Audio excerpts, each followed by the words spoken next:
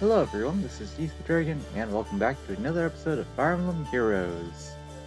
As you can see, we did alright this week in Aether Raids.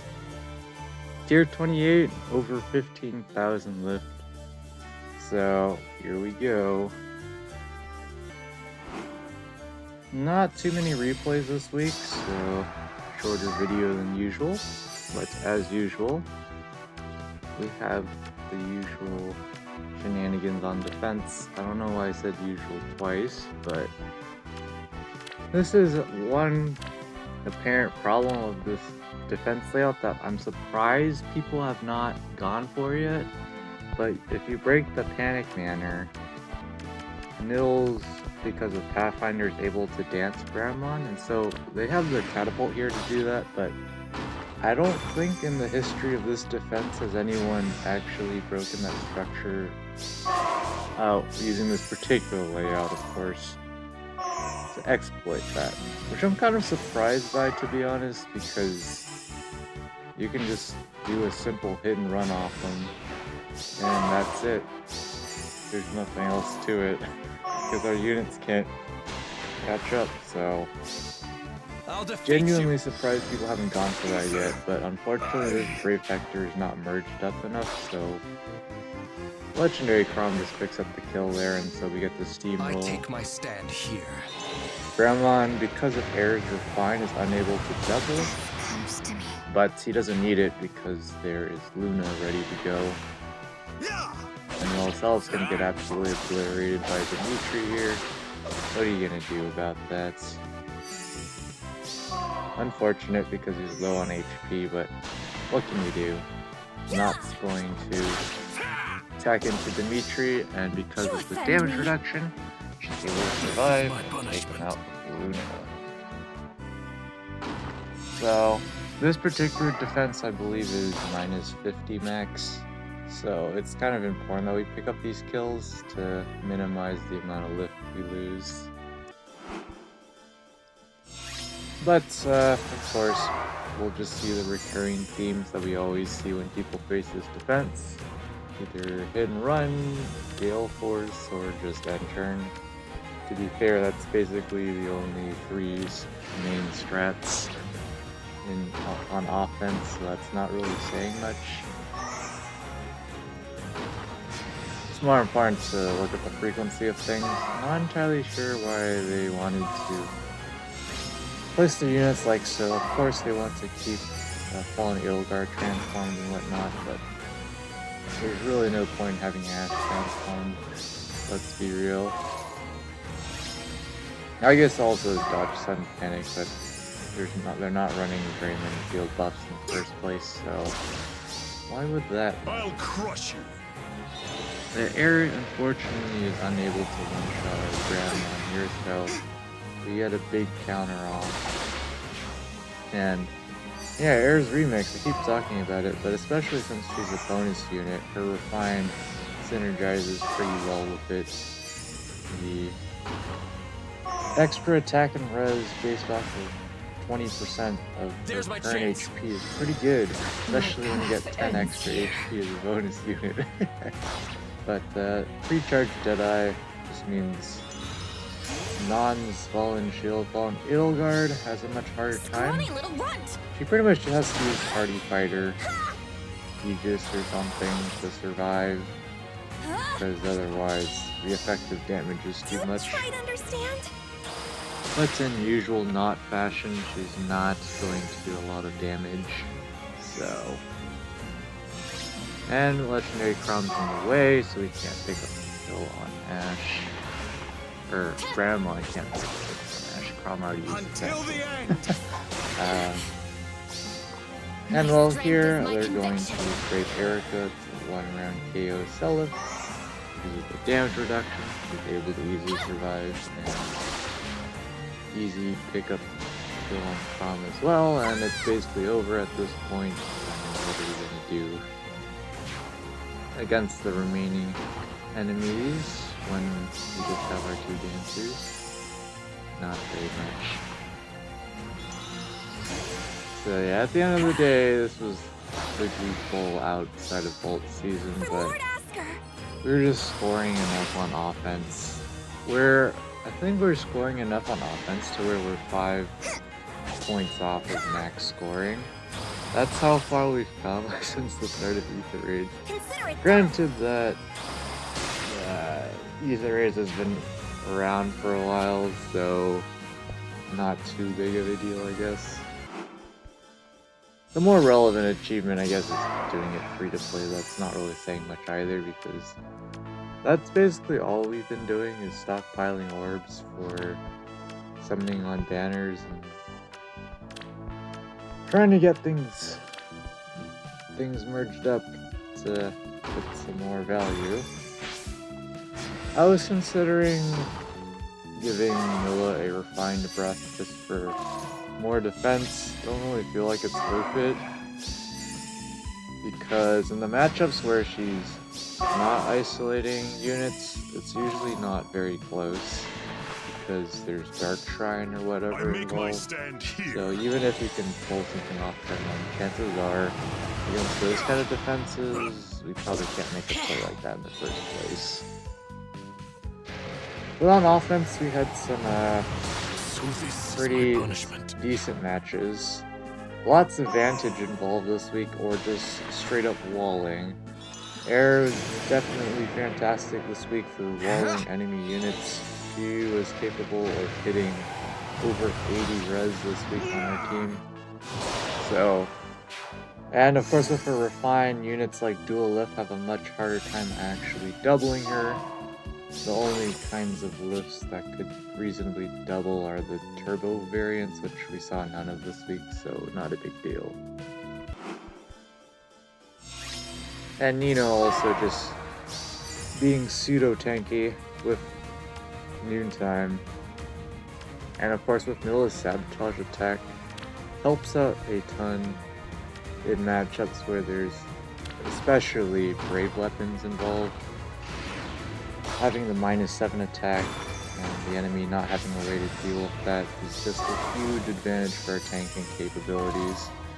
Although most of the time it wasn't necessary, it just kept us maxed out on HP pretty much. They're just getting set up here. Of course, they have to deal with sudden panic, so not the best for them. I wonder now if it's possible for my offense team to beat my defense team here. Now that I think about it, Air's refined might just be enough. I doubt it. I think it would still have to involve Air face tanking Solid Ignis, which I feel like that's only reasonable when she's a bonus unit. But yeah, they didn't really do much here. So our units can just go to town and pick up some kills. First unit up is Harmonized Azura. Failed to win the last round of Voting Gauntlet, so we get Duo Corn instead. But at the end of the day, you know, we basically just get another Brave Duo unit, which is... I don't know what to think. It's probably going to end up being like dual win, because like I mentioned in the previous episode, all Duo Corn has going for her is the fact she's a mage cav that has a brave weapon, which in of itself is still strong to this day, but as we keep getting more means of damage reduction, and of course as BST keeps rising, BST rising favors the defender. Almost always, the unit on offense needs to have effective damage and whatnot to essentially compensate for that, but so far doing alright on defense. And well, here's a slightly beefier Brave Vector. Only 83 HP, no big deal. But yeah, even 83 HP sometimes is not enough. This one's a near safe set though, so not going to do too well against Legendary Crom and company in terms of actually picking up kills on them, because you can't actually counter, but against the few melee units we have on this map, Brave Hector is totally fine. It's just a matter of how they're going to deal with all of our range threats. Which honestly is not a diverse set. You can pretty much you could even have red units face tank Legendary Crom, it's just less trivial to do so. But here they're just gonna hit end turn with Claude here, and because of how the AI works, Legendary Crom doesn't attack immediately.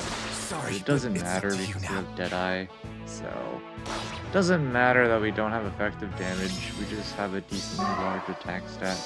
The Deadeye is going to scale pretty nicely with that. But Brave Hector here just able to casually double Bram 1, no big deal. And they're just going to end turn, which is fine, except for the fact that, of course, Brave Hector can't counter, and just because of how the AI works, Crom is going to attack from Hector's left instead of above Hector, which would have been more ideal for them. And because of that, we can pick up another kill here. Your defeat. Thanks to a dance from Sylvia, Bram 1 easily one-shots Peony. And well, Brave Hector is probably going to survive, but that's about it.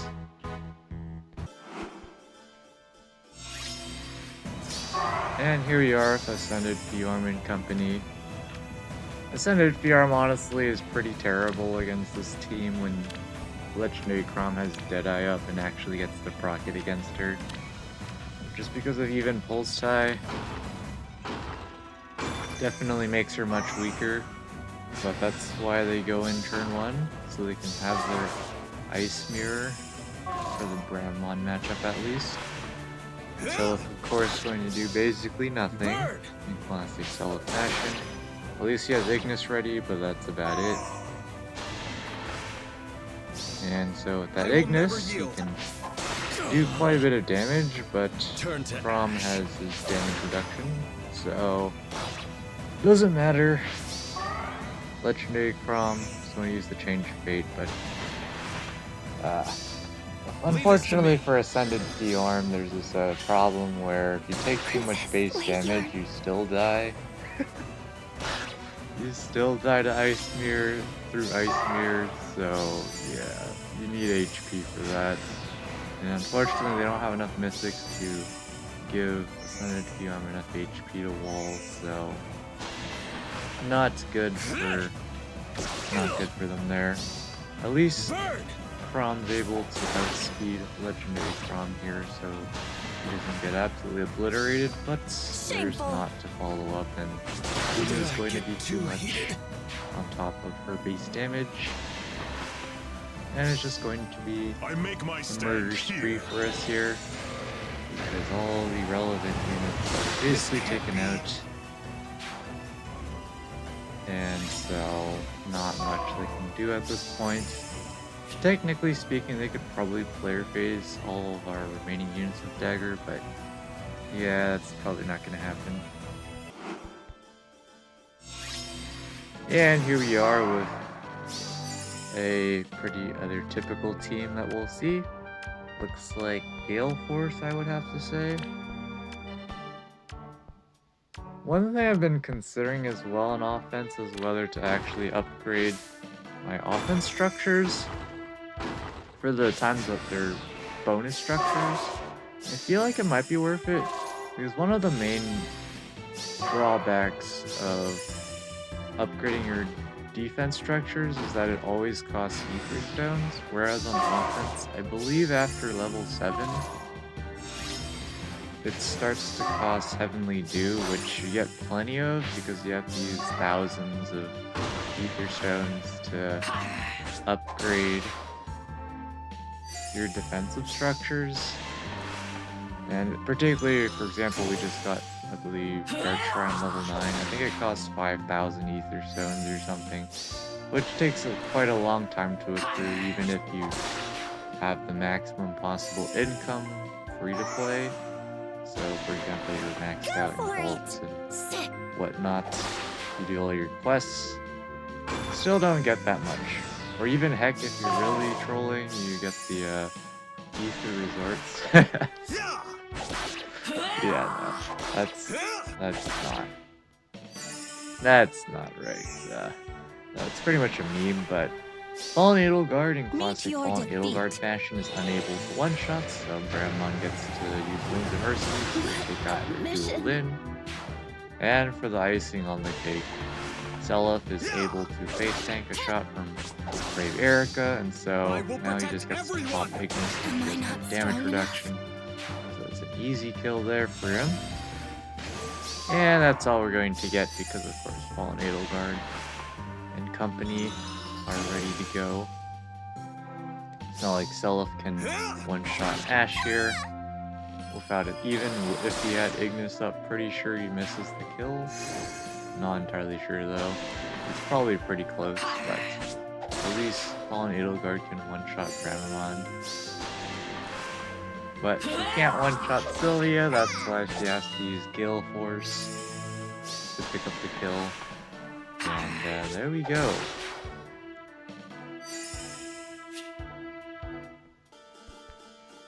And with that, we did alright this week. Ended up only losing lift for our last match here, where we had 10 lift loss overall, so that's not terrible, but of course, because we're not in vaults, our ranking is garbage. Relative to other players in not vaults though, we're of course pretty up at the top, not the very, very top, because these are people with max scoring offense. I believe 15,160 is the highest you can go, so the rest of us either didn't score enough or lost lift on defense, which is totally reasonable even in these kind of tiers. I don't know why we went to summoner duels. But yeah, we're still hanging in there for resonant battles. We'll see if we stay there. Arena, I went a little paranoid just because I won't have time towards the end of the season to redo a run if I need to. So I went up to 3,862 because 3,852 only had about 100 ranks to spare, which honestly is probably enough to stay, but it's close enough in general margins historically that I just figured I should just do more, just get a better score because we can. I decided to give Legault a water blessing to make our fishing easier. I believe we score 754 to 768 or something. Don't quite remember off the top of my head. It's somewhere around there. And well, Bonds of Loki, that'll be something we have to record later today as well. But until then, we'll be back when the results drop in. And we should have everything out by now. Nothing too special here. Minus 10 on defense is okay, but resonant battles here. We did make it up to interval 20, so that's cool. We're going to be promptly dropping. Don't think there's anything for summoner duels there. And arena. I'm pretty sure we maintained tier 21, and we definitely did. So, I believe that is all for this episode. Thanks for watching. As always, it's Aether Dragon, and hope to see you all next time. Bye!